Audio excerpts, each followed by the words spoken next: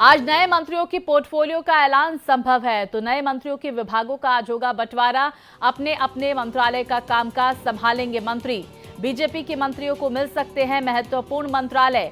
तो सीसीएस यानी कि कमिटी ऑन सिक्योरिटी से जुड़े हुए जो विभाग हैं वो बीजेपी अपने पास रख सकती है। वहीं सहयोगी दलों को मिलने वाले मंत्रालयों पर भी हर किसी की निगाहें टिकी हुई हैं, हर किसी की नजर है। तो किससे कौन सा विभाग मिलता है ये महत्वपूर्ण होगा, लेकिन कैबिनेट कमेटी ऑन सिक्योरिटी यानी कि सीसीएस से जुड़े विभाग जो हैं वो भारतीय जनता पार्टी अपने पास रखेगी। इसमें गृह, रक्षा, वित्त और साथ ही विदेश मंत्रालय भी शामिल है और ये कहा जा रहा है कि ये चारों मंत्रालय बीजेपी अपने पास रखेगी।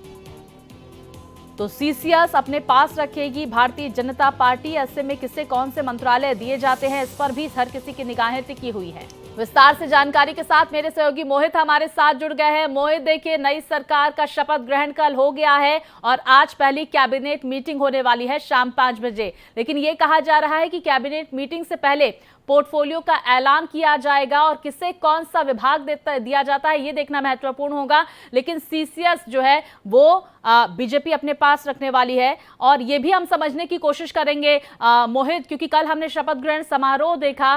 प्रधानमंत्री नरेंद्र मोदी के बाद राजनाथ सिंह ने शपथ ली है। क्या लगता है दूसरे नंबर का विभाग यानी कि क्या गृह मंत्रालय इस बार राजनाथ सिंह को जा सकता है क्या?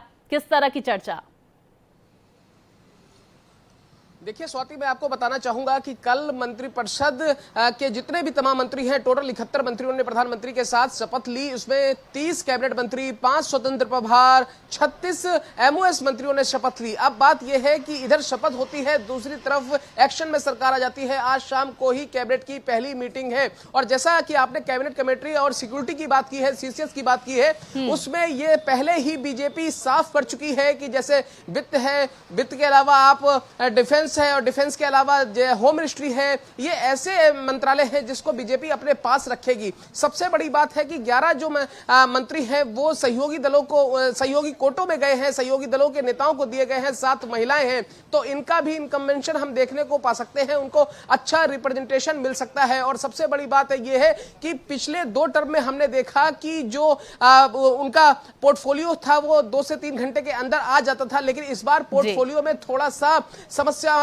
थोड़ा सा लेट लतीफी हो रही है। इसका मतलब यह है कि थोड़ी बहुत माथापच्ची भी चल रही है। यही वजह है कि कल हमने देखा किस तरीके से जीतन राम मांझी आनंद फानन में, मैं जीतन राम मांझी की बात कर रहा हूं, जीतन राम मांझी आनंद फानन में अमित शाह के घर पहुंचते हैं, दूसरी तरफ अनुप्रिया पटेल राजनाथ सिंह के घर पहुंचती है।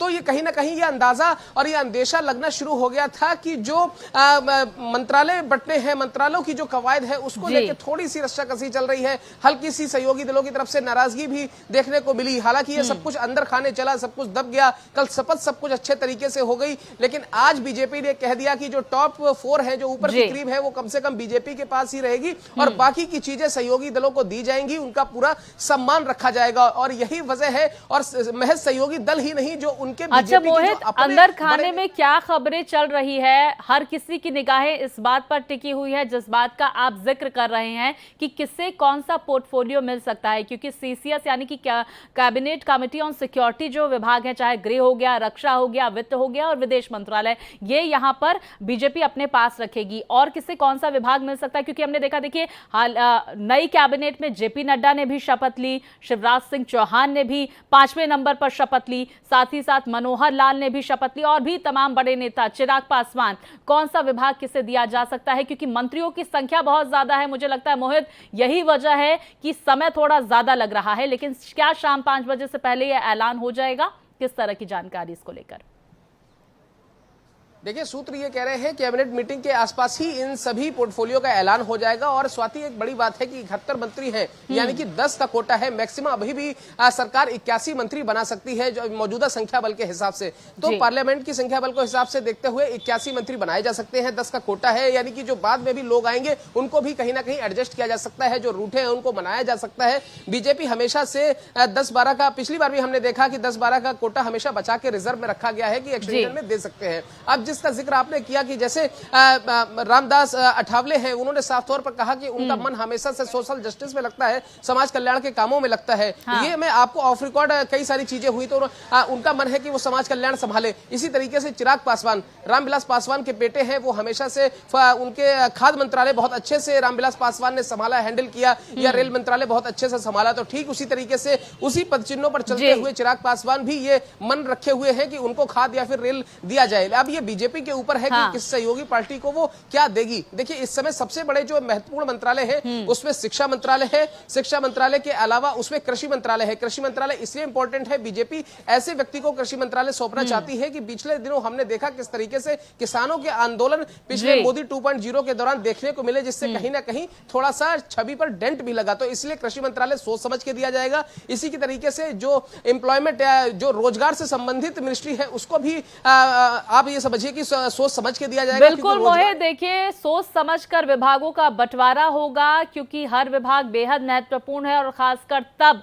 जब बीजेपी ने अकेले बहुमत से सरकार नहीं बनाई है, एनडीए सरकार बना रही है। अब देखना होगा किसे कौन सा विभाग मिलता है। मोहित, फिलहाल जानकारियों के लिए आपका बहुत शुक्रिया।